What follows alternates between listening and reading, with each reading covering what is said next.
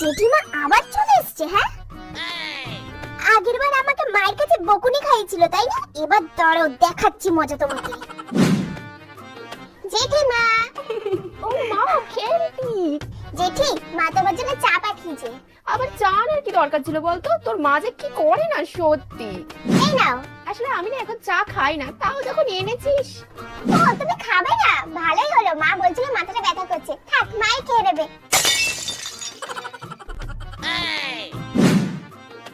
জেঠিমা, দেখো মা কালকে তালের বড়া করেছিল, তোমার জন্য পাঠিয়েছে, তুমি খাবে? তালের বড়া?